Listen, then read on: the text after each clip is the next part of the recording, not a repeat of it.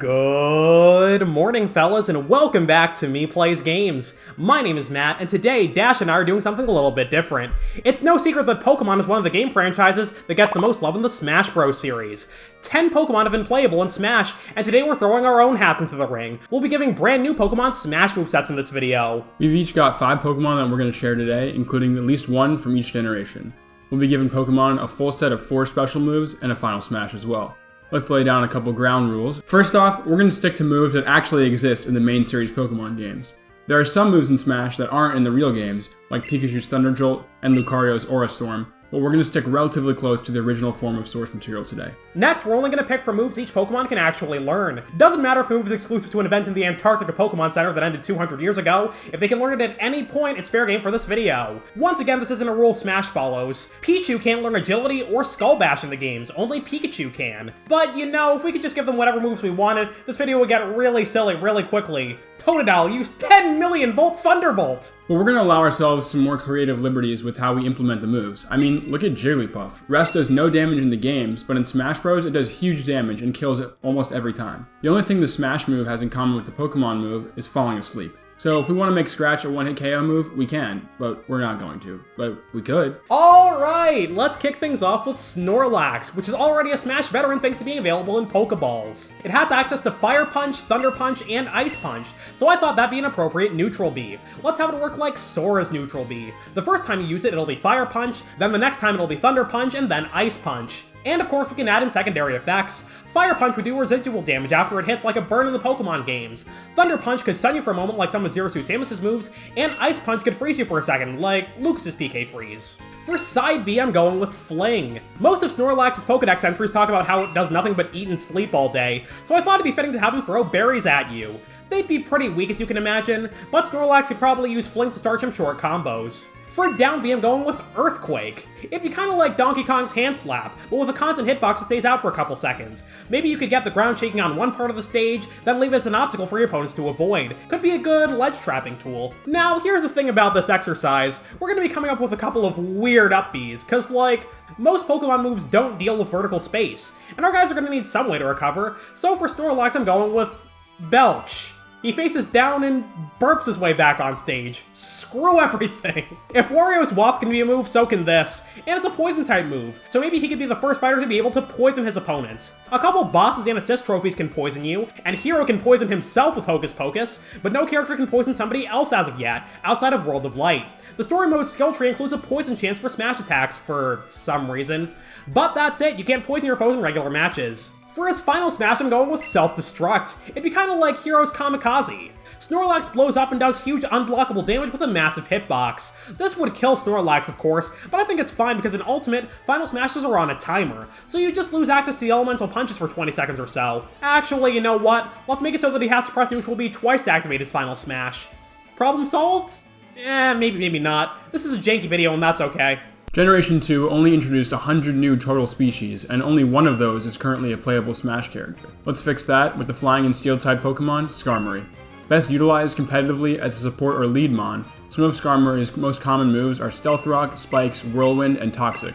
With a base defense stat of 140, this thing can take some hits, but it can also dish it out a little bit with moves like Sky Attack, and its signature move, Steel Wing. For its neutral B, I'd say Steel Wing is pretty appropriate. The move can act as sort of a get off me type maneuver and punishes any reckless attacks by the opponent with a swipe of its wing. Side B can be Whirlwind, a move similar to Mario's Flood that can push opponents back and help Skarmory maintain position by flapping its wings a little bit. A nice down B to pair with that would be Stealth Rock, where a couple of stones can be laid out across the stage, and just like in the games, Skarm can use Whirlwind to have opponents get hit by the floating stones. For up B, a move similar to Charizard's Fly could be used, but let's say that it's Sky Attack. Skarmory can fold itself up into a corkscrew shape and torpedo upwards for recovery, also dealing a little bit of damage. And finally, let's make its final smash Brave Bird, where the move locks on with the same mechanism as the Dragoon. My next Pokemon is kind of a wild card, Vigoroth. Its evolution Slacking and its pre-evolution Slack Off are the laziest Pokemon in the world. No exaggeration, but Vigoroth is moving constantly. So I imagine Vigoroth is always rushing you down, coming up with custom combos on the fly,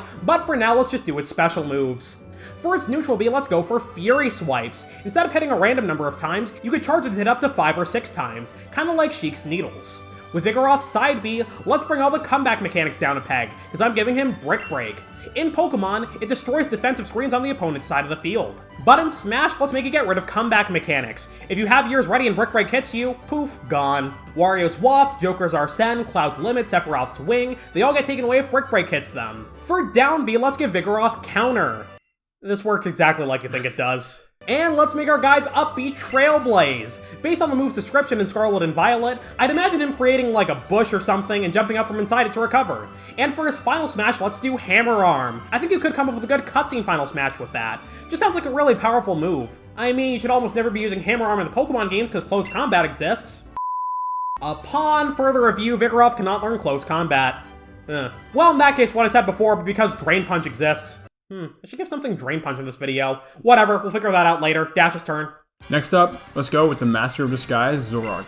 A somewhat mythical and mysterious Pokemon, this fox has the ability to change his appearance to deceive the opponent. While that might be difficult to implement without making it too overpowered, we could have Side B act as a way to change his appearance to its Hisuian form, and then the Ghost-type signature move, Bitter Malice. Similar to the animation Legends Arceus, or Arceus, however you want to pronounce it, a swirling portal of sorts could appear below the stage, with Zoroark hopping in and then immediately appearing underneath the opponent and attacking, sort of like Greninja's Shadow Sneak.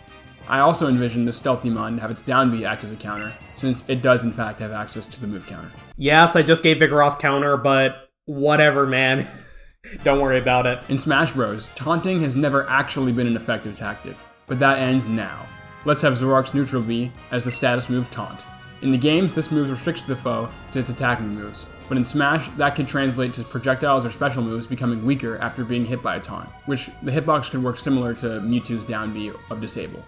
For up B, agility works fine, and can just be modified for Zoroark to gain some extra height. And for a final smash, Night Daze is a signature move, so it's only fitting.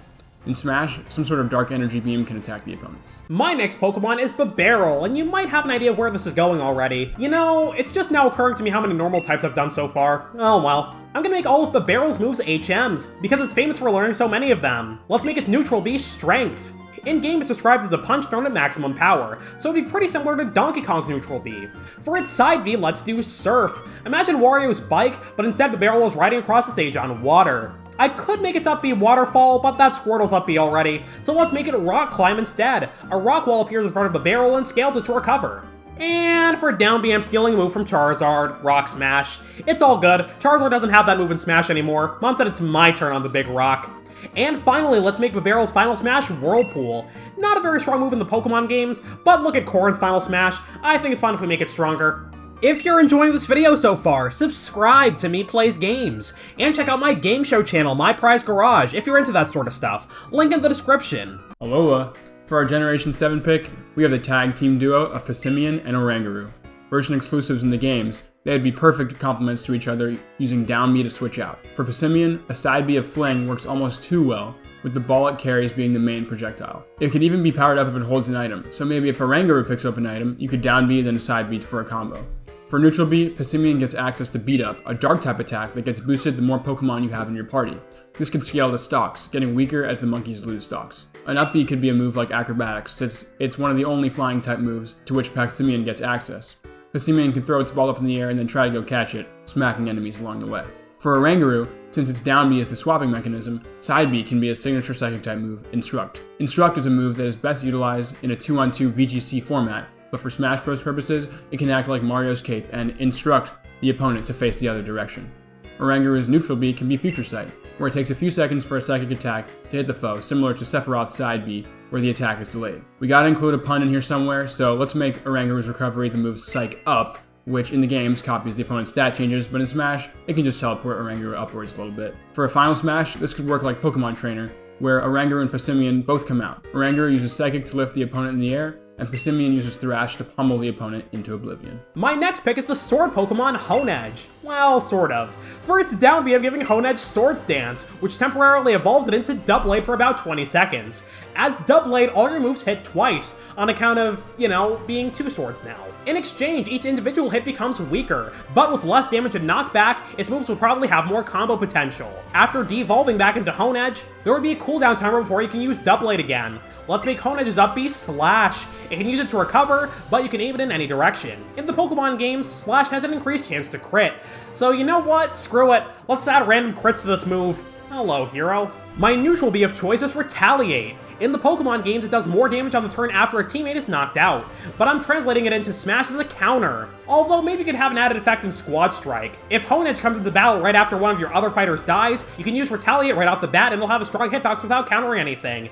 And for its side B, screw it, Iron Head, just slam forward into opponents, keep it simple, stupid. For Honedge's final smash, let's make it evolve all the way into Aegislash and use King Shield. From here you have two options. You can stay in shield form and fire off strong unblockable moves, or you can use down B to turn into blade form. The blade form would work like Wario Man in Brawl and Smash 4. All its moves have bigger hitboxes, deal more damage, and they have virtually no ending lag. That opens the door to near limitless combos, because in this form, Aegislash will still have all of Honedge's moves, the same way Wario Man uses all of Wario's moves. For our Galar representative, let's go with a little bit of a curveball and choose Eiscue.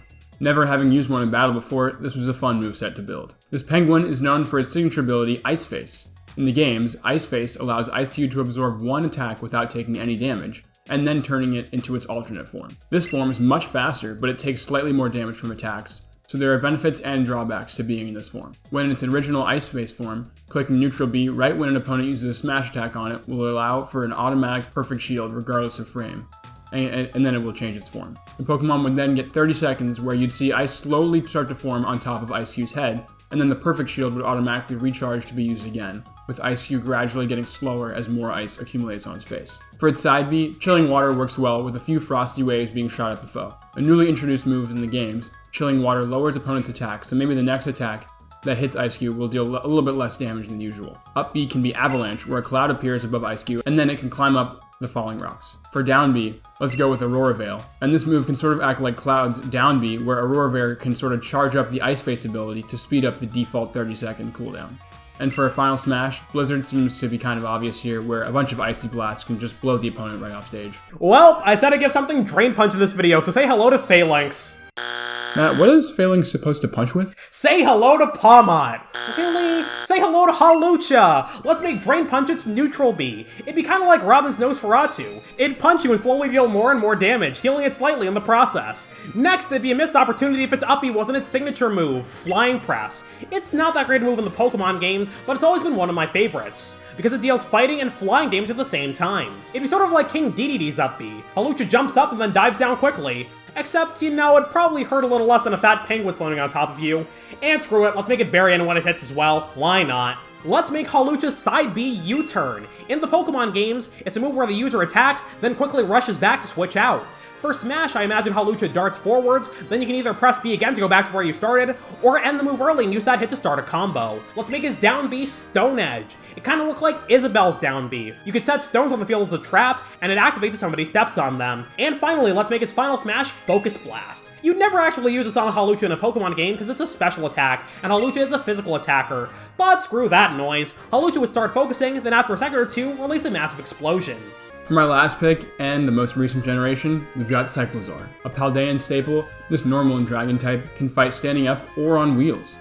Its signature move of Shed Tail is similar to Eiscue's Ice Face, but Cyclizar instead creates a substitute and then immediately swaps out. This could be down B, where Cyclizar creates a dummy that looks exactly like itself, but then darts backwards to create spacing. Maybe it can only be used again once the dummy is off the screen, and maybe it's not that strong and any attack will cause it to break. I think Dragon Rush is the perfect up B, maybe growing some temporary wings to fly up and then pounce diagonally downwards like Incineroar. Neutral B could be a weaker rapid spin, nonetheless still an athletic move. And for side B, let's go with Wild Charge, an electric attack in the games that does recoil.